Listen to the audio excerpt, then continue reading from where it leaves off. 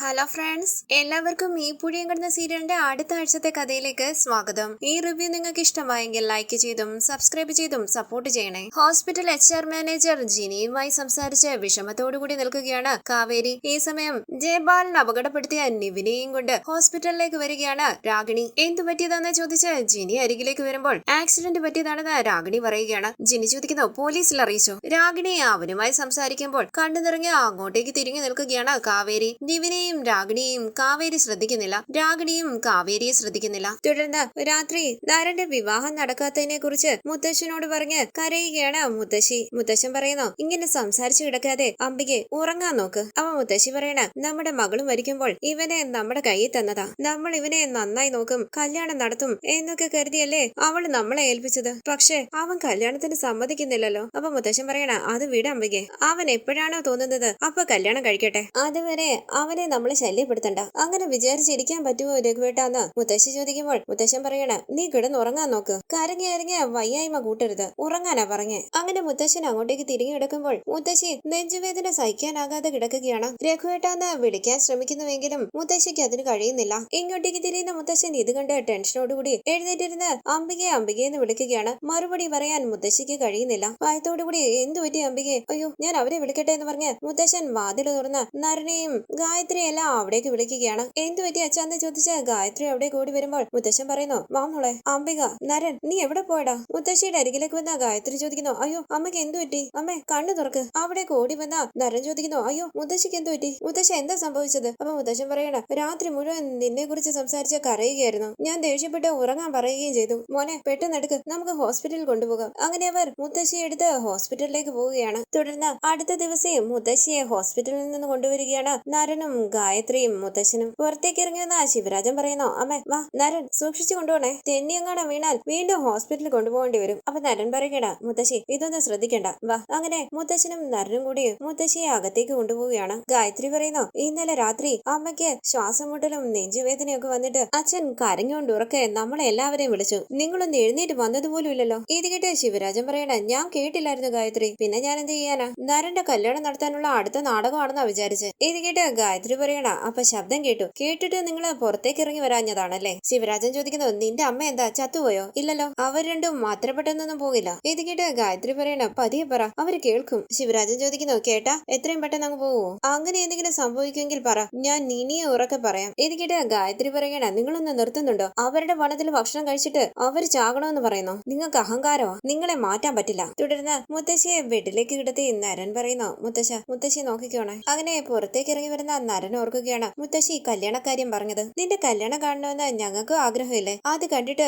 സന്തോഷമായിട്ട് വേണം എന്റെ കണ്ണടയാൻ. മുത്തശ്ശൻ അരികിലേക്ക് വരുമ്പോൾ കണ്ണു നിറഞ്ഞ മുത്തശ്ശന്റെ കയ്യിൽ പിടിച്ച നരൻ പറയുകയാണ്, ഈ ലോകത്ത് എന്തില്ലെങ്കിലും ഞാൻ ജീവിക്കും, പക്ഷേ മുത്തശ്ശന്റെ മുത്തശ്ശി എന്റെ കൂടെ ഇല്ലെങ്കിൽ എനിക്ക് ചിന്തിക്കാൻ പോലും പറ്റുന്നില്ല മുത്തശ്ശ. ഇത് കേട്ടുകൊണ്ട് ഗായത്രി അരികിലേക്ക് വരികയാണ്. മുത്തശ്ശൻ പറയുന്നു, അവൾക്കും അതാണ് പേടി. ആ പേടിയാണ് അവളെ പതിയെ കൊന്നുകൊണ്ടിരിക്കുന്നത്. ഞങ്ങളുടെ കാലം കഴിഞ്ഞാൽ നിന്നെ ആരാ നോക്കുക? ഇത് കേട്ട് നരൻ പറയണ, നിങ്ങൾക്ക് രണ്ടുപേർക്കും ഒന്നും സംഭവിക്കില്ല, നിങ്ങളെ ഞാൻ നോക്കിക്കോളാം. അപ്പൊ ഗായത്രി പറയണ, ഡോക്ടർ പറഞ്ഞത് നീയും കേട്ടതല്ലേ, മുത്തശ്ശിക്ക് സ്ട്രെസ് ഉണ്ടെന്ന്. ആ സ്ട്രെസ്സിന് കാരണം നീയാ, നീ കല്യാണം കഴിക്കാതെ ഇരിക്കുന്നതാ. മുത്തശ്ശി അത് തന്നെ ആലോചിച്ചിരുന്നാൽ വീണ്ടും ശ്വാസം മുട്ടലും നെഞ്ചുവേദനയും ഒക്കെ വരും. എപ്പോഴും നമുക്ക് രക്ഷിക്കാൻ പറ്റിയെന്ന് വരില്ല. മുത്തശ്ശൻ പറയുന്നു, മോനെ, എനിക്ക് വയസ്സ് 80 ആകുന്നു, നിന്റെ മുത്തശ്ശിക്ക് 75. ഇത്രയും നാളും ഞങ്ങൾ ആരോഗ്യമായിട്ടിരുന്നത് വലിയ കാര്യമാ. ഞങ്ങളുടെ ആഗ്രഹം ഞങ്ങൾ മരിക്കുന്നതിന് മുമ്പ് നിന്റെ കല്യാണം കാണണമെന്നുള്ളതാ. നിന്റെ കല്യാണം കണ്ടാൽ മാത്രമേ ഞങ്ങൾക്ക് സമാധാനമായിട്ട് കണ്ണടയ്ക്കാൻ പറ്റും. എന്താ മുത്തശ്ശ ഇതെന്ന് നരൻ ചോദിക്കുമ്പോൾ കരഞ്ഞുകൊണ്ട് മുത്തശ്ശൻ പറയണ, ഇല്ലെങ്കിൽ പോകുമ്പോ പോലും സമാധാനം ഉണ്ടാകില്ല. മോനെ,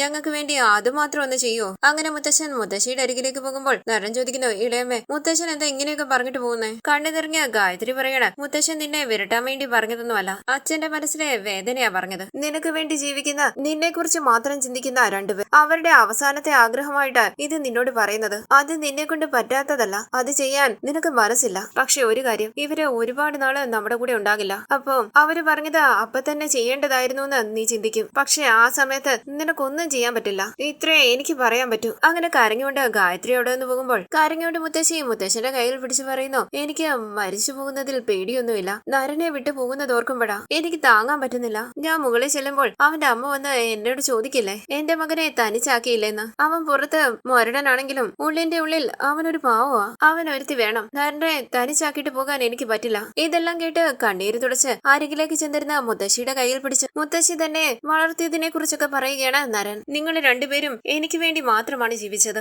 ഞാൻ നിങ്ങൾക്ക് വേണ്ടി ഒന്നും ചെയ്തിട്ടില്ല. ഇപ്പൊ മുത്തശ്ശിക്ക് എന്താ വേണ്ടത്? ഞാൻ കല്യാണം കഴിക്കണം, അത്രയല്ലേ ഉള്ളൂ. നിങ്ങളുടെ സന്തോഷത്തിന് വേണ്ടി ഞാൻ കല്യാണം കഴിക്കാം. അപ്പൊ മുത്തശ്ശി പറയണ, ഇപ്പൊ പറഞ്ഞത് എനിക്ക് സന്തോഷമുള്ള കാര്യമാ, എന്നാലും നിന്നെ ഞാൻ വിശ്വസിക്കില്ല. എനിക്ക് സത്യം ചെയ്തതാ, എന്റെ തലയിൽ കൈവച്ച സത്യം ചെയ്തതാ. മുത്തശ്ശിക്ക് സത്യം ചെയ്തു കൊടുത്തുകൊണ്ട് നരൻ പറയുന്നു, ആരെ വേണമെങ്കിലും ഞാൻ കല്യാണം കഴിച്ചോളാം. തുടർന്ന് വിഷമത്തോടുകൂടി നിളയുടെ അരികിലിരിക്കുകയാണ് ശാരദയും ഗംഗയും കാവേരിയും. അവിടേക്ക് വന്ന സിസ്റ്റർ പണം അടയ്ക്കുന്നതിനെ കുറിച്ച് സംസാരിക്കുമ്പോൾ ഇന്ന് പണം അടയ്ക്കാമെന്ന് പറയുകയാണ് ഗംഗയും കാവേരിയും. സിസ്റ്റർ അവിടെ നിന്ന് പോയതിനു ശേഷം ദേഷ്യത്തോടുകൂടി ഗംഗ ചോദിക്കുന്നു, നീ എന്താ പണം അടയ്ക്കാത്തത്? എന്തെങ്കിലും പ്രശ്നം ഉണ്ടെങ്കിൽ അത് പറ. അപ്പൊ കാവേരി പറയുന്നു, പണം അടയ്ക്കുന്നതിൽ ഒരു പ്രശ്നമില്ല ഗംഗേച്ചി, ഇന്ന് എങ്ങനെയെങ്കിലും ബാങ്കിൽ നിന്നും പണം എടുത്ത് അടയ്ക്കാം. അപ്പൊ ശാരദ പറയാണ്, ഇവിടെ വന്ന് ഇങ്ങനെ കിടക്കുന്നതിലും നല്ലത് പണം അടച്ചിട്ട് വന്നാ മതിയായിരുന്നു. ഇത് കേട്ട് കാവേരി പറയാണ്, ഇന്ന് തന്നെ പണം അടയ്ക്കാമേ, ഞാനിപ്പം ബാങ്കിലേക്ക് പോകുക. തുടർന്ന് പുറത്തേക്ക് ഇറങ്ങിയ കാവേരി എങ്ങനെ പണം റെഡിയാക്കുമെന്ന് ഓർത്ത് ടെൻഷനോടുകൂടി ആലോചിച്ച് അങ്ങോട്ടും ഇങ്ങോട്ടും നടക്കുകയാണ്. തുടർന്ന് കണ്ടു തുറന്ന നിവിനോട് രാഗിണി പറയുന്നു, ഞാനായിരിക്കും നിവിനെ നിന്റെ കൂടെ ഈ ഹോസ്പിറ്റലിൽ ഉണ്ടാകുക. അപ്പൊ നിവിൻ പറയണ, നിന്റെ അച്ഛൻ വന്നില്ലായിരുന്നെങ്കിൽ എനിക്ക് ഈ ആക്സിഡന്റ് ഉണ്ടാകില്ലായിരുന്നു. നിന്റെ അച്ഛനാ എന്നെ അപകടപ്പെടുത്തിയത്,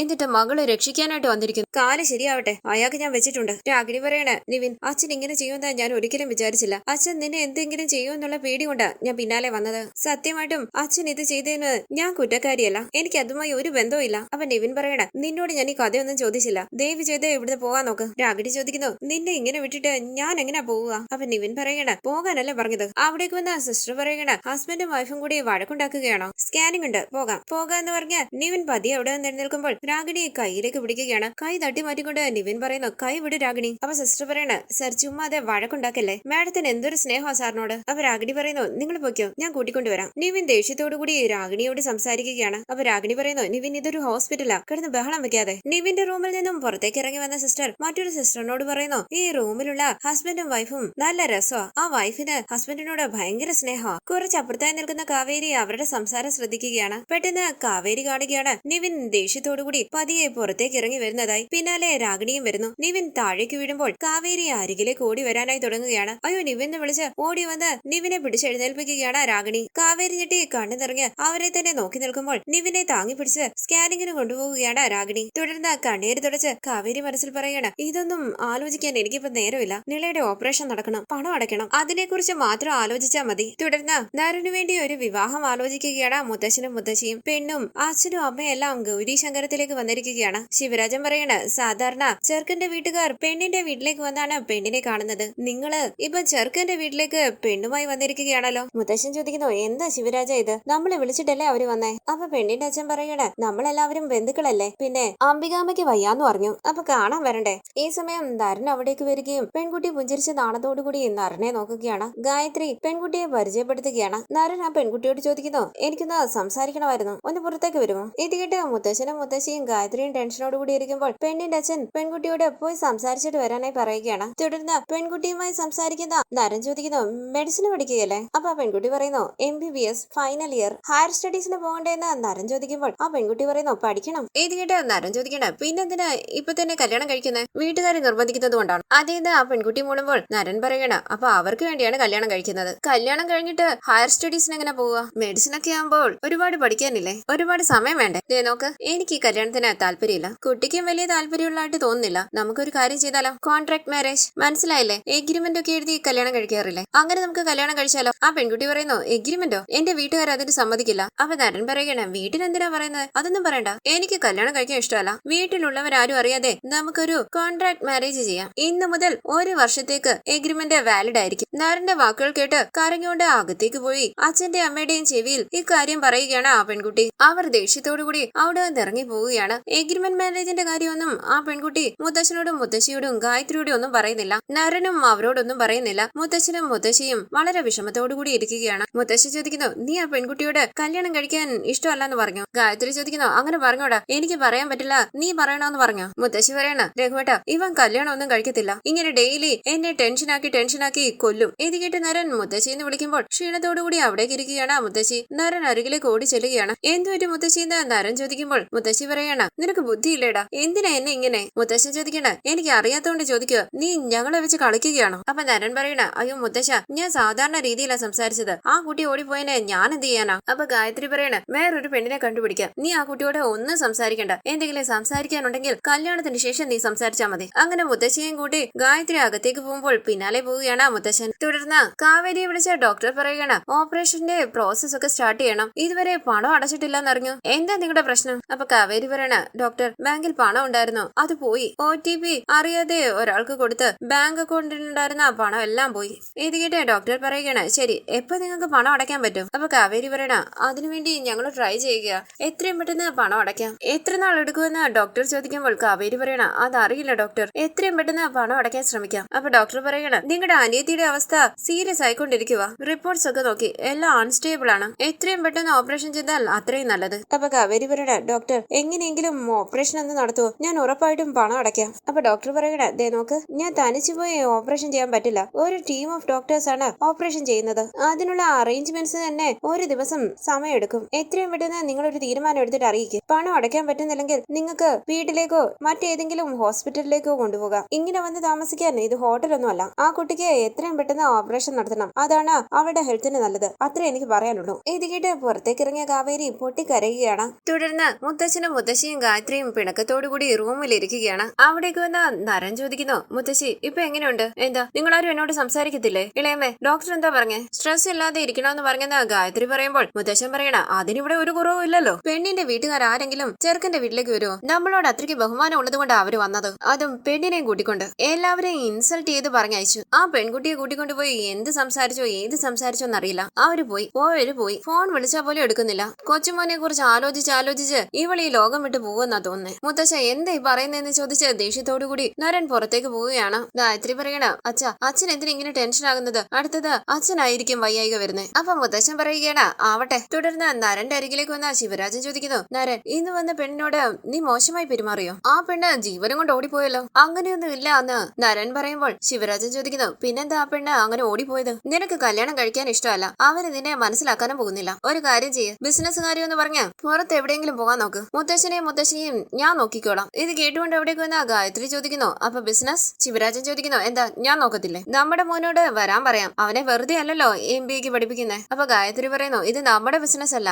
നരന്റെ ബിസിനസ്സാ. നരന്റെ ആണെങ്കിലും നമ്മുടേതും കൂടി അല്ലേ എന്ന് ശിവരാജൻ പറയുമ്പോൾ നരൻ പറയണ ഇളയച്ച ഞാൻ എങ്ങോട്ടും പോകുന്നില്ല. ഇത് കേട്ട് ശിവരാജൻ ചോദിക്കണ അപ്പൊ ഈ കല്യാണ നാടകം ഞാൻ ദിവസവും കാണണമല്ലേ? തലവേദന എടുക്കുന്നു. അപ്പൊ ശിവരാജൻ പറയണ നിന്റെ തലവേദനയ്ക്കുള്ള സൊല്യൂഷനാ ഞാൻ പറഞ്ഞത്, അത് കേൾക്കില്ലല്ലോ. അങ്ങനെ ശിവരാജൻ അവിടെ നിന്ന് പോകുമ്പോൾ നരൻ പറയണ ഇളയമ്മേ എന്താ ഇത്? മുത്തശ്ശിക്ക് ഇങ്ങനെ ഇടയ്ക്കിടയ്ക്ക് വയ്യായിക വന്നാൽ എന്താ ചെയ്യുക? എനിക്ക് പേടിയാവുന്നു ഇളയമ്മേ. അപ്പൊ ഗായത്രി പറയണ അമ്മയുടെ വയ്യായിക മാറ്റാനുള്ള മരുന്ന് എന്താണെന്ന് നിനക്ക് നന്നായിട്ട് അറിയാലോ. നീ വിചാരിച്ചാൽ അവരെ സന്തോഷിപ്പിക്കാൻ പറ്റും. കഴിഞ്ഞതെല്ലാം കഴിഞ്ഞു. ഇപ്പൊ വന്ന പെണ്ണിനോട് നീ എന്താ സംസാരിച്ചെന്ന് പോലും എനിക്കറിയില്ല. ഞാൻ നിനക്ക് വേറൊരു ആലോചന നോക്കാം. അങ്ങനെ ഗായത്രി വേറൊരു വിവാഹാലോചനയെ കുറിച്ച് പറയുമ്പോൾ നരൻ ദേഷ്യത്തോടു കൂടി ഇരിക്കുകയാണ്. ഗായത്രി പറയുന്നു നീ ഫോർമാലിറ്റിക്ക് ഒരു തവണ ഞങ്ങളുടെ കൂടെ ഒന്ന് വന്നാ മതി, നമുക്ക് പോയി ആ കുട്ടിയെ കാണാം, നീ ഒന്നും സംസാരിക്കണ്ട, അതിനുശേഷം നമുക്കൊരു തീരുമാനം എടുക്കാം. അപ്പൊ നരൻ പറയണ ഇതിനെല്ലാം ഞാൻ ശരിയെന്ന് പറയുന്നത് മുത്തശ്ശിയുടെ ആരോഗ്യത്തെ കുറിച്ച് ആലോചിക്കുമ്പോഴാ. പക്ഷെ എനിക്ക് പറ്റുന്നില്ല ഇളയമ്മേ, ഒരു പെണ്ണിന്റെ ജീവിതത്തിലേക്ക് വരുന്നത് എനിക്ക് ചിന്തിക്കാൻ പോലും പറ്റുന്നില്ല ഇളയമ്മേ. അപ്പൊ ഗായത്രി പറയണ ദേ നോക്കുമോനെ, നീ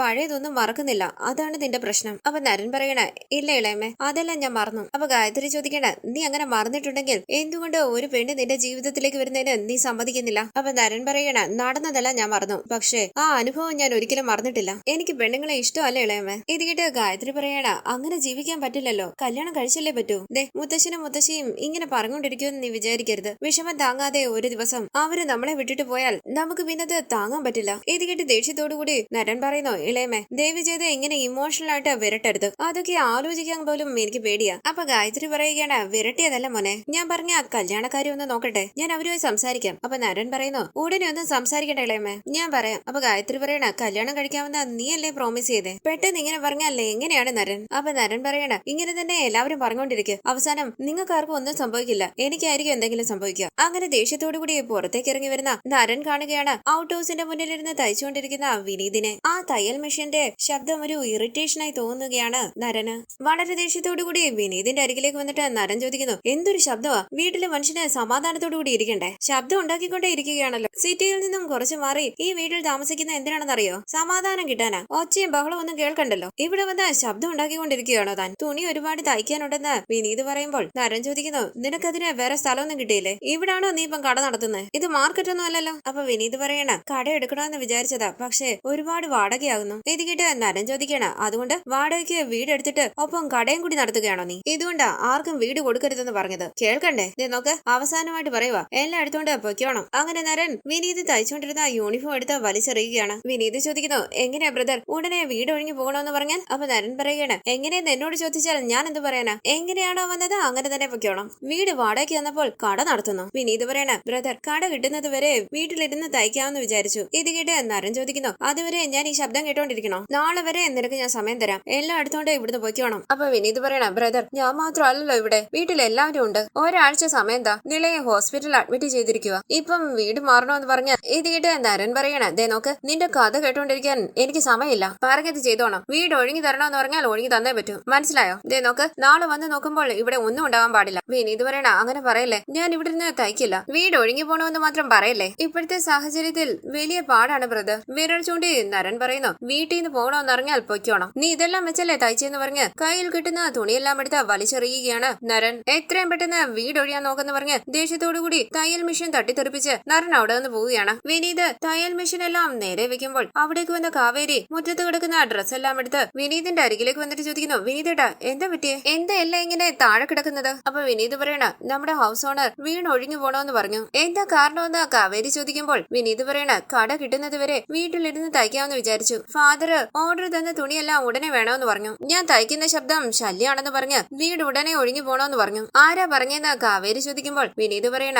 ആ വീട്ടിൽ ഒരാളില്ലേ, മുത്തശ്ശന്റെ കൊച്ചുമോൻ. സോറി കാവേരി, ഞാൻ കാരണോ എല്ലാ പ്രശ്നവും, പണവും ഞാൻ കാരണോ അല്ലേ പോയെ. ഇപ്പം വീട് ഒഴിയേണ്ടിയും വന്നു. കാവേരി പറയണ, ഒന്ന് നിർത്ത് വിനീതേട്ടാ, ഒഴിഞ്ഞു പോകണമെന്ന് പറഞ്ഞാൽ ഉടനെ ഒഴിഞ്ഞു പോകാൻ പറ്റുമോ? സംസാരിച്ച് നോക്കട്ടെ. അപ്പൊ വിനീത് പറയണ, ഇല്ല കാവേരി, സ്ട്രിക്റ്റ് ആയിട്ടാ പറഞ്ഞത്. വീട് പോയാൽ നമ്മൾ എന്ത് ചെയ്യും? അപ്പൊ കാവേരി പറയണ, റോഡിൽ നിൽക്കും. ഇങ്ങനെയൊക്കെ ചിന്തിച്ചാൽ നമുക്ക് ഒന്നും ചെയ്യാൻ പറ്റില്ല വിനീതേട്ടാ. ഒഴിഞ്ഞു പോകണമെന്ന് പറഞ്ഞിട്ടുണ്ടെങ്കിൽ നമുക്ക് സംസാരിച്ച് നോക്കാം. അപ്പൊ വിനീത് പറയണ, മുത്തശ്ശനും മുത്തശ്ശിയായിരുന്നെങ്കിൽ കുഴപ്പമില്ലായിരുന്നു, കൊച്ചുമോനല്ലേ ഇപ്പൊ വന്ന് പറഞ്ഞിരിക്കുന്നത്. അപ്പൊ കാവേരി പറയണ, വിനീതേട്ടൻ ഇതെല്ലാം എടുത്തു വെക്ക്, ഞാൻ സംസാരിച്ചു നോക്കട്ടെ. അങ്ങനെ കാവേരി ഡ്രസ്സൊക്കെ എടുത്തു വെക്കുമ്പോൾ വിനീത് മനസ്സിൽ പറയണ, ഈ നാട്ടിൽ എങ്ങനെ ജീവിക്കും വിനീതെ? ഇവരെ സംരക്ഷിക്കേണ്ടതിന് പകരം ഇവരിപ്പം എന്നെ സംരക്ഷിക്കുകയാണല്ലോ. ഇനി ഈ വീട്ടിൽ നിന്ന് ഇറങ്ങേണ്ടി വന്നാൽ എന്ത് ചെയ്യും? ഈ സമയം കാവേരിയുടെ ഫോണിലേക്ക് വിളിച്ച ഗംഗ ചോദിക്കുന്നു, നീ എവിടെ അടി? വീട്ടിലാണെന്ന് കാവേരി പറയുമ്പോൾ ഗംഗ ചോദിക്കാണ്, വീട്ടിലിരുന്ന നീ എന്ത് ചെയ്യുക? നീ എന്താ പണം അടയ്ക്കാത്തെ? ആരെങ്കിലും ചോദിച്ചുവെന്ന് കാവേരി ചോദിക്കുമ്പോൾ ഗംഗ പറയണ, ചോദിച്ചുകൊണ്ടേ ഇരിക്കുകയല്ലേ, നമ്മൾ എന്തു പറയും? എന്തോ നീ എന്നിൽ നിന്ന് മറക്കുന്നുണ്ട്, പറ കാവേരി, എനിക്ക് പേടിയാവുന്നു. എന്താ ഗംഗേച്ചി ഇത്ര ടെൻഷനായിട്ട് സംസാരിക്കുന്നതെന്ന് കാവേരി ചോദിക്കുമ്പോൾ ഗംഗ പറയണ,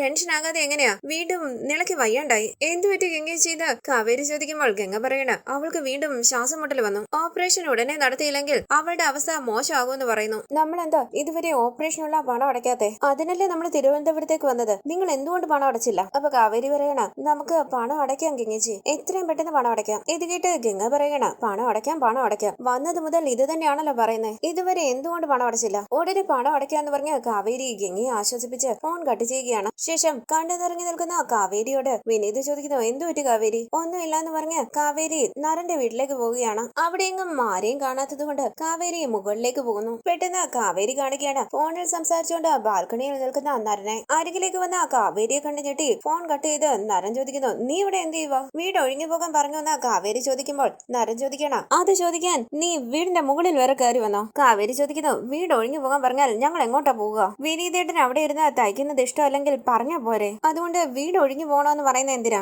അപ്പൊ നരൻ പറയണ, ദേ നോക്ക്, ഇത് എന്റെ വീടാ, എന്റെ ഇഷ്ടത്തിന് ഞാൻ സംസാരിക്കൂ. അപ്പൊ കാവേരി പറയണ, ഇത് നിങ്ങളുടെ വീടാണ്, ഇല്ലാന്ന് ഞാൻ പറഞ്ഞില്ലല്ലോ, അതുകൊണ്ടാണ് ഞാൻ നിങ്ങളോട് സംസാരിക്കുന്നത്. ഇപ്പോഴത്തെ ഞങ്ങളുടെ സാഹചര്യം ഞാൻ പറയാം, ദയവ് ചെയ്ത് അതൊന്ന് കേൾക്കണം പ്ലീസ്. അപ്പൊ നരൻ പറയണേ, എനിക്ക് വേറെ ജോലിയില്ലേ, നിന്റെ കഥയൊന്നും കേട്ടോണ്ടിരിക്കാൻ എനിക്ക് വയ്യ. അപ്പൊ കാവേരി പറയണ, സർ കേട്ടേ പറ്റൂ, വേറെ വഴിയില്ല, നിങ്ങൾ കേട്ടില്ലെങ്കിലും ഞാൻ പറയും. ഞങ്ങൾക്ക് പുഷ്പവാടിയിൽ വീടൊക്കെ ഉള്ളതാ, ഞങ്ങളുടെ അച്ഛൻ പണിത വീടാണത്. ഞങ്ങളെല്ലാം നന്നായി ജീവിക്കാൻ വേണ്ടി ഗൾഫിൽ പോയി കഷ്ടപ്പെട്ട് ഞങ്ങൾക്ക് വേണ്ടി ആ വീട് പണിതു. 6 മാസം മുമ്പ് വരെ ഞങ്ങളുടെ അച്ഛൻ ഞങ്ങളുടെ കൂടെ തന്നെ ഉണ്ടായിരുന്നു. അതുവരെ ഞങ്ങൾ ഒരു കഷ്ടപ്പാടും അനുഭവിച്ചിട്ടില്ല. ഞങ്ങളെ അത്ര നന്നായി അച്ഛൻ നോക്കിയേ. അച്ഛൻ പോയതിനു ശേഷം കഷ്ടപ്പാട് എന്താണെന്ന് ഞങ്ങൾ അറിഞ്ഞു തുടങ്ങിയത്. അന്ന് നിങ്ങൾ ഒരാളെ നെഞ്ചി ചവിട്ടി അടിച്ചില്ലേ, ഓർമ്മയില്ലേ? ഞങ്ങൾ അവിടെ താമസിക്കാൻ വന്നപ്പോൾ അത് ഞങ്ങൾക്ക് വലിയ സന്തോഷമായി. എന്താന്ന് വെച്ചാൽ അങ്ങനെ അയാളെ തല്ലണമെന്ന് ഞാൻ എത്രയോ തവണ വിചാരിച്ചിട്ടുള്ളതെന്നറിയോ? നിങ്ങൾ വന്ന് അയാളെ തല്ലിയപ്പോൾ എനിക്ക് വലിയ സന്തോഷമായി. അയാളാണ് ഞങ്ങളുടെ ഈ അവസ്ഥയ്ക്ക് കാരണം. ഞങ്ങളുടെ അച്ഛന്റെ മരണത്തിനും അയാളാണ് കാരണക്കാരൻ. അയാളാ ഞങ്ങളുടെ അച്ഛനെ കൊന്നത്, ചതിച്ചു കൊന്നു. ഞങ്ങളുടെ അച്ഛനെ ചതിച്ച് എല്ലാ പണവും അയാൾ സ്വന്തമാക്കി. അതിൽ കുറച്ചു പണം ഒരുപാട് കഷ്ടപ്പെട്ട്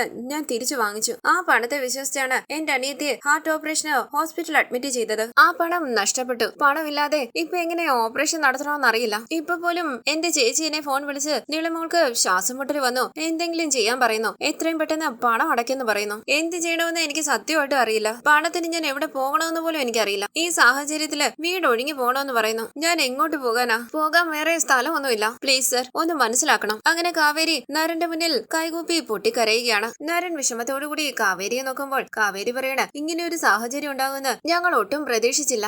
എന്റെ മനസ്സ് നിറയെ പണം എങ്ങനെയെങ്കിലും ഉണ്ടാക്കണമെന്നുള്ള ചിന്ത മാത്രമേ ഉള്ളൂ. നീളയുടെ ഓപ്പറേഷനുള്ള പണം കിട്ടാൻ വേണ്ടി മരിക്കാൻ പോലും ഞാൻ തയ്യാറാ. ഇതാണ് എന്റെ സാഹചര്യം. ദയവ് ചെയ്ത് സാർ ഒന്ന് മനസ്സിലാക്കണം പ്ലീസ് സർ. ഇത് കേട്ട് നരൻ ആലോചിച്ച് നിൽക്കുമ്പോൾ കാവേരി ചോദിക്കണ, എന്താ സാർ ആലോചിക്കുന്നത്? ഇത്രയൊക്കെ സംസാരിച്ചുകൊണ്ട് എന്നെ കൊന്നുകളയാവുന്നാണോ? പണം കിട്ടുമെങ്കിൽ ചാവാനും ഞാൻ റെഡിയാ. സാറിന് എന്റെ സാഹചര്യം മനസ്സിലായില്ലേ? ഇത് കേട്ട് നരൻ പറയുകയാണ്, എനിക്ക് നിന്റെ സാഹചര്യം നന്നായി മനസ്സിലായി. നിനക്ക് പണത്തിന്റെ ആവശ്യമുണ്ട്. അതിനുവേണ്ടി നീ എന്ത് വേണമെങ്കിലും ചെയ്യും, അങ്ങനെയല്ലേ? നീ മരിച്ചു പോകുകയൊന്നും വേണ്ട. ഞാനൊരു വഴി പറയട്ടെ. മരിക്കുന്നതിനേക്കാളും എളുപ്പമുള്ള വഴിയാ. നിനക്ക് പണം കിട്ടും. നിന്റെ അനിയത്തിയുടെ ഓപ്പറേഷന് എത്ര പണം വേണോ അത്രയും കിട്ടും. അത് മാത്രമല്ല, നീ വീടൊഴിഞ്ഞു പോവുകയും വേണ്ട. അപ്പൊ കാവേരി ചോദിക്കണ, എന്താ സാർ ചെയ്യേണ്ടത്? ഞാൻ എന്ത് ചെയ്യണമെന്ന് പറഞ്ഞാൽ മതി. എന്താണെങ്കിലും ചെയ്യാം. അപ്പൊ നരൻ പറയണ, സിമ്പിൾ, എന്നെ കല്യാണം കഴിക്കണം. ഇത് കേട്ട് വിശ്വസിക്കാനാകാതെ നരനെ നോക്കുകയാണ് കാവേരി. നരൻ പറയുന്നു, ഞാൻ കോമഡി ഒന്നും അല്ല പറഞ്ഞേ, സീരിയസ് ആയിട്ടാ പറഞ്ഞേ. എന്നെ കല്യാണം കഴിക്കോ? ഇവനെ കാണാനൊക്കെ കൊള്ളാലോ. ഇവൻ എന്താ എന്നോട് കല്യാണത്തെ കുറിച്ച് സംസാരിക്കുന്നതെന്നൊക്കെ നിനക്ക് തോന്നും. എനിക്ക് കല്യാണത്തിലൊന്നും വിശ്വാസമില്ല. എന്ത് ചെയ്യാനാ? എന്റെ വീട്ടിൽ എന്നെ ടോർച്ചർ ചെയ്യുക. കല്യാണം കഴിക്കുന്ന പറഞ്ഞു. അവർക്ക് വേണ്ടി ഒരു കല്യാണം കഴിഞ്ഞ് എന്റെ കൂടെ സന്തോഷമായിട്ട് ജീവിക്കേണ്ട കാര്യമൊന്നുമില്ല. ഒരേ ഒരു വർഷം നീ എന്റെ കൂടെ താമസിക്കണം, അത്രേ ഉള്ളൂ. ഇതെല്ലാം കേട്ട് ഷോക്കായി നിൽക്കുകയാണ് കാവേരി. നരൻ പറയണ, ഒരേ ഒരു വർഷം നീ എന്റെ ഭാര്യയായിട്ട് ജീവിച്ചാൽ മതി. അതിനുശേഷം നിന്നെ അന്വേഷിച്ച് ഞാൻ വരില്ല. ഒരു വർഷത്തിന് ശേഷം നിനക്ക് നിന്റെ ഇഷ്ടത്തിന് ജീവിക്കാം. എന്റെ മുത്തശ്ശനും മുത്തശ്ശിക്കും വേണ്ടി ഒരു കല്യാണം, അത്രേ ഉള്ളൂ. ഇതിന് നീ സമ്മതിച്ചാൽ നീ ചോദിച്ച പണം ഞാൻ തരും. ആക്ച്വലി കല്യാണം കഴിക്കുന്നത് മരണത്തിനേക്കാൾ കഷ്ടമാണെന്ന് എനിക്കറിയാം. അതുകൊണ്ടാ ചോദിച്ചേ. ഒരു വർഷം, ജസ്റ്റ് 1 year കോൺട്രാക്ട്. എന്ത് പറയുന്നു? ഡീൽ? ഒന്ന് ബദ്രി കാവേരി പറയണ, ഞാൻ വീട് ഒഴിഞ്ഞു പോകുന്നതിനെ കുറിച്ച് സംസാരിക്കാൻ വന്ന. പുഞ്ചിരിച്ച നരൻ പറയണ, ഞാൻ പറഞ്ഞില്ലേ, ഈ എഗ്രിമെന്റ് കല്യാണത്തിന് നീ സമ്മതിച്ചാൽ നീ ഈ വീട്ടിൽ നിന്നും ഒഴിഞ്ഞു പോകണ്ട. എത്ര നാൾ വേണമെങ്കിലും നിനക്ക് താമസിക്കാം. അങ്ങനെ അല്ലെങ്കിൽ നാളെ തന്നെ നിങ്ങൾ എല്ലാവരും ആ വീട്ടിൽ നിന്നും ഇറങ്ങിക്കോണം. ആ തയ്യൽ മെഷീന്റെ ശബ്ദമൊന്നും ഞാൻ ഇവിടെ കേൾക്കാൻ പാടില്ല. നാളെ തന്നെ പൊയ്ക്കോണം. ഞാൻ പറഞ്ഞതിന് നീ സമ്മതിച്ചാൽ നിന്റെ എല്ലാ പ്രശ്നവും ശരിയാകും. എന്തു പറയുന്നു? ഡീൽ? കാവേരി ഒന്നും മിണ്ടാതെ അവിടെ ഓടി പോവുകയാണ്. നരൻ പറയണ, കല്യാണം കഴിക്കുന്നത് മരിക്കുന്നതിനേക്കാളും കഷ്ടമാണെന്ന് നമുക്ക് നന്നായിട്ടറിയാം. അതാ ഓടിയത്. പുറത്തേക്ക് ഓടി വന്ന കാവേരി പൊട്ടിക്കരയുകയാണ്. തുടർന്ന് നിളയ്ക്ക് അസുഖം കൂടുതലാണെന്നറിഞ്ഞ് ഹോസ്പിറ്റലിലേക്ക് ഓടി വരികയാണ് കാവേരി. സിസ്റ്റർ, എന്ത് പറ്റിയെന്ന് കാവേരിയും ഗംഗയും വിനീതും ശാരദയും എല്ലാം ചോദിക്കുമ്പോൾ നിളയ്ക്ക് സീരിയസ് ആണെന്നും എത്രയും പെട്ടെന്ന് ഓപ്പറേഷൻ നടത്തണമെന്നും പറയുകയാണ് സിസ്റ്റർ. ഡോക്ടർ പുറത്തിറങ്ങുമ്പോൾ നിങ്ങളോട് സംസാരിക്കും. ഡോക്ടർ ICUവിൽ തന്നെ ഉണ്ട്. തുടർന്ന് പുറത്തേക്ക് ഇറങ്ങി വന്ന ഡോക്ടർ കാവേരിയോട് ചോദിക്കുന്നു, ഞാൻ എന്താ നിങ്ങളോട് പറഞ്ഞത്? ഇതുവരെ കുഴപ്പമൊന്നുമില്ല, പക്ഷേ സീരിയസ് ആണ്. ഇത് കേട്ട് കാവേരി പറയണ, ഡോക്ടർ എനിക്ക് സംസാരിക്കാനുണ്ട്, ഒന്ന് വരണേ. ഗംഗ ചോദിക്കുന്നു, നീ പണം അടച്ചോ? ഗംഗിച്ചി, ഞാൻ ഇപ്പൊ വരാന്ന് പറഞ്ഞ് ഡോക്ടറിനെയും കൂട്ടിക്കൊണ്ട് കുറച്ചങ്ങോട്ടേക്ക് മാറി നിൽക്കുകയാണ് കാവേരി. ഒപ്പം വിനീതും പോകുന്നു. ഡോക്ടർ പറയണ, എത്രയും പെട്ടെന്ന് പണം അടച്ച് ഓപ്പറേഷൻ നടത്താൻ നോക്ക്. എന്തിനാ വെറുതെ ഞങ്ങളുടെ സമയം കൂടി കളയുന്നേ? ഒരു ജീവന്റെ വില നിങ്ങൾക്ക് അറിയില്ലേ? നിങ്ങളുടെ അനിയത്തി ജീവനോടെ വേണമെന്ന് നിങ്ങൾ ആഗ്രഹിക്കുന്നില്ലേ? ആ കുട്ടിയുടെ അവസ്ഥ ക്രിട്ടിക്കലാണ്. എത്രയും പെട്ടെന്ന് ഓപ്പറേഷൻ നടത്തണം. പണം അടയ്ക്കാൻ പറ്റുന്നില്ലെങ്കിൽ വേറെ എവിടേക്കെങ്കിലും കൂട്ടിക്കൊണ്ടുപോകും. ഇവിടെ വെച്ച് എന്തെങ്കിലും സംഭവിച്ചാൽ ഞങ്ങളുടെ ഹോസ്പിറ്റലിന്റെ പേരിനെ ബാധിക്കും. അത് കരഞ്ഞുകൊണ്ട് കാവേരി പറയുന്നു, ഡോക്ടർ പ്ലീസ് കുറച്ച് സമയം തരണം. പണം ഞാൻ എങ്ങനെയെങ്കിലും റെഡിയാക്കാം. അപ്പൊ ഡോക്ടർ പറയണേ, ഇനി നിങ്ങൾ സമയം എടുത്താൽ ഞങ്ങൾക്ക് രക്ഷിക്കാൻ പറ്റില്ല. ഞാൻ ഡിസ്ചാർജ് ചെയ്യാം. വേറെ ഏതെങ്കിലും ഹോസ്പിറ്റലിലേക്ക് കൂട്ടിക്കൊണ്ടുപോകും. പക്ഷെ വഴിയിൽ വെച്ച് എന്തെങ്കിലും സംഭവിച്ചാൽ അതിന്റെ ഉത്തരവാദിത്തം ഞങ്ങൾക്ക് ഏറ്റെടുക്കാൻ പറ്റില്ല. എന്താ ഡോക്ടർ ഇങ്ങനെ പറയുന്നതെന്ന് കാവേരി ചോദിക്കുമ്പോൾ ഡോക്ടർ പറയണേ, എത്രയും വേഗം പണം അടയ്ക്കാൻ നോക്ക്. ഡോക്ടർ എന്ന് വിളിച്ച് വിനീത് കയ്യിൽ കയറി പിടിക്കുമ്പോൾ കൈ വിടന്ന് പറഞ്ഞ് കൈ തട്ടി മാറ്റി ഡോക്ടർ അവിടെ നിന്ന് പോവുകയാണ്. തലയിൽ കൈവച്ച് വിനീത് പറയുന്നു, കാവേരി എല്ലാം ഞാൻ കാരണോ? സോറി കാവേരി, ഞാൻ ആ പണം നഷ്ടപ്പെടുത്തിയില്ലായിരുന്നെങ്കിൽ നിലമോളുടെ ഓപ്പറേഷൻ നല്ല രീതിയിൽ നടത്താമായിരുന്നു. ഞാനെല്ലാം ഗംഗയോട് തുറന്നു പറയാൻ പോകുക. കാവേരി പറയുന്നു, വിനീതേട്ടാ ഇങ്ങോട്ട് വാ, പറയുന്നത് കേൾക്ക്. എന്ത് പറയാൻ പോകുക? പ്രശ്നം വഷളാക്കല്ലേ? ദേ ഗംഗേച്ചി വരുന്നുണ്ട്, ദയവ് ചെയ്ത് മിണ്ടാൻ നിൽക്കണേ. ഗംഗ ചോദിക്കുന്നു, കാവേരി ഡോക്ടർ എന്താ പറഞ്ഞത്? അപ്പൊ വിനീത് പറയണ, ഉടനെ ഓപ്പറേഷൻ നടത്തിയില്ലെങ്കിൽ നിലമോള് രക്ഷപ്പെടില്ലെന്ന്, ഇല്ലെങ്കിൽ ഇവിടുന്ന് കൂട്ടിക്കൊണ്ടു പോകാൻ പറഞ്ഞു. കരഞ്ഞോണ്ട് ഗംഗ ചോദിക്കുന്നു, നിങ്ങൾ എന്താ പണം അടയ്ക്കാത്തത്? പണം അടച്ചാലേ ഓപ്പറേഷൻ നടത്താൻ പറ്റൂന്ന് പറഞ്ഞില്ലേ? നമ്മുടെ കയ്യിൽ പണം ഉണ്ടല്ലോ. പണം എടുക്കാൻ പറ്റുന്നില്ലെങ്കിൽ നമുക്ക് ഗവൺമെന്റ് ഹോസ്പിറ്റലിലേക്ക് കൂട്ടിക്കൊണ്ടു പോകാം. ഉള്ളതെല്ലാം വിൽക്കാം. നമ്മുടെ അച്ഛന്റെ പണം ഉള്ളപ്പോൾ എന്തിനാ ഇതൊക്കെ ചെയ്യുന്നതെന്ന് ചോദിച്ച് നീ വഴക്കിട്ടത് കൊണ്ടല്ലേ അന്ന് ഉള്ളതെല്ലാം വിൽക്കാതിരുന്നത്. എത്ര കഷ്ടപ്പെട്ട ജയപാലന്റെ കയ്യിൽ നിന്നും ആ പണം വാങ്ങിച്ചെടുത്തത്. ആ പണം ഇപ്പൊ എവിടെ പോയി? എന്താ ഇവിടെ നടക്കുന്നത്? പണം എവിടെ? വിനീത് സത്യം തുറന്നു പറയാൻ തുടങ്ങുമ്പോൾ കാവേരി പറയുന്നു, ഗംഗേച്ചി ഞാൻ പറയുന്നത് ശ്രദ്ധിച്ചു കേൾക്കണം. ഇന്ന് ഉറപ്പായിട്ടും പണം കിട്ടും. ഇത് കേട്ട് ഗംഗ പറയണ, ഇത് തന്നെയാ നീ കുറെ നേരമായിട്ട് പറയുന്നത്, പണം കിട്ടുമെന്ന്. പണം എവിടെ? കാവേരി പറയണ, ഗംഗേച്ചി ഒന്ന് മനസ്സിലാക്ക്. നമ്മുടെ പണം പുഷ്പവാടിയില്ല. ഈ നാട്ടിലെ ബാങ്കിലേക്ക് ആ പണം വന്നിട്ടില്ല. ഇത്രയും വലിയൊരു തുക ഒരു ദിവസം എടുക്കാനും പറ്റില്ല. അതാ പ്രശ്നം. ഇന്ന് പണം ക്രെഡിറ്റ് ആകുമെന്ന് പറഞ്ഞിട്ടുണ്ട്. നമ്മുടെ നിളയ്ക്ക് ഒന്നും സംഭവിക്കില്ല. നമുക്കിത് എങ്ങനെയെങ്കിലും പണം അടയ്ക്കാം. നമ്മള് വേറെ ഹോസ്പിറ്റലിലേക്കൊന്നും നിളയെ കൂട്ടിക്കൊണ്ട് പോകുന്നില്ല. ഓപ്പറേഷൻ ഈ ഹോസ്പിറ്റലിൽ വെച്ച് തന്നെ നടക്കും. ദയവ് ചെയ്ത് ഗംഗി ചെയ്യുന്ന ടെൻഷൻ ആകല്ലേ. അമ്മയുടെ അടുത്തേക്ക് പോ, ഞാൻ പണവുമായിട്ട് വരാം. വിനീതേട്ടൻ ഇവിടെ ഉണ്ടാകണം. അങ്ങനെ കണ്ണു നിറങ്ങിയ മുന്നോട്ടേക്ക് നടന്നു വരുന്ന കാവേരിയുടെ മുന്നിലേക്ക് വരികയാണ് രാഗിണി. ഞെട്ടി ദേഷ്യത്തോടു കൂടി വിരൽ ചൂണ്ടി രാഗിണി ചോദിക്കുന്നു, നീ ഇവിടെ എന്ത് ചെയ്യുവാ? നീ എങ്ങനെ ഇവിടെ വന്നേ? ഈ ഹോസ്പിറ്റലിൽ നീ എന്തിനു വന്നു? കാവേരി ചോദിക്കുന്നു, ഇതെന്താ നിന്റെ അച്ഛന്റെ ഹോസ്പിറ്റലാണോ? എനിക്ക് വരുന്ന ദേഷ്യത്തിന് ഞാൻ എന്തെങ്കിലും പറഞ്ഞു പോകും, പോടി. അപ്പൊ രാഗിണി പറയണ, ഞാനും നിവിനെ ഇവിടെ ഉണ്ടെന്നറിഞ്ഞിട്ട് പിന്നാലെ വന്നതാണല്ലേ. നീ നിവിനെ എത്തി നോക്കാൻ വന്നതാണോ റൂമിന്റെ അരികിലേക്ക്? വിരൽ ചൂണ്ടി കാവേരി ചോദിക്കുന്നു, ആർക്ക് വേണം നിന്റെ നിവിനെ? ഞാൻ വിചാരിച്ചിരുന്നെങ്കിൽ നിന്റെ നിവിനെ എനിക്ക് കിട്ടിയേനെ. അന്ന് നിന്റെ വിവാഹം മുടക്കി അവിടെ കയറിയിരിക്കാൻ എനിക്ക് അധിക സമയം വേണ്ടി വരില്ലായിരുന്നു. ഞാൻ വേണ്ടാന്ന് വലിച്ചെറിഞ്ഞ ജീവിതത്തിലാ നീ ഇപ്പൊ ഉള്ളത്. ഞാൻ നീ ഉള്ളിടത്തേക്ക് വന്നെന്നോ? എനിക്ക് വേറെ ജോലിയില്ലേ? ഇപ്പൊ നിങ്ങളുടെ കല്യാണം കഴിഞ്ഞില്ലേ? ഇനി നിവിനെ ആരും കൊണ്ടുപോയില്ല. ഭയന്ന് ചാകണ്ട. ഇനി ഒരിക്കൽ കൂടി എന്റെ അടുത്ത് വന്ന് എന്തെങ്കിലും സംസാരിച്ചാൽ നിന്റെ നാവ് ഞാൻ അരിയും. മര്യാദയ്ക്ക് ജീവിച്ചോണം. ഞാൻ നിന്നെ ഫോളോ ചെയ്തെന്നോ? നിന്റെ അച്ഛനാ ഭയന്ന് എന്നെ ഫോളോ ചെയ്തോണ്ടിരിക്കുന്നത്. എനിക്കുള്ള ടെൻഷന്റെ ഇടയിൽ നിന്റെ ഭർത്താവിനെ കുറിച്ച് ചിന്തിക്കാനൊന്നും എനിക്ക് സമയമില്ല. അങ്ങനെ അവർ വഴക്കുണ്ടാക്കുമ്പോൾ അവിടേക്ക് വന്ന സിസ്റ്റർ പറയണ, ഇതൊരു ഹോസ്പിറ്റലാണ്, ബഹളം വെക്കരുത്. അങ്ങനെ രാഗിണി അവിടെ ഒന്ന് പറഞ്ഞു വിട്ട് നിളയുടെ ഓപ്പറേഷന്റെ കാര്യത്തെ കുറിച്ച് കാവേരിയുമായി സംസാരിക്കുകയാണ് സിസ്റ്റർ. എത്രയും പെട്ടെന്ന് ഡിസ്ചാർജ് ചെയ്യാൻ പറഞ്ഞു. പണം അടച്ചിട്ട് നിങ്ങൾ ഇവിടുന്ന് പോകാൻ നോക്ക്. കാവേരി പറയുന്നു,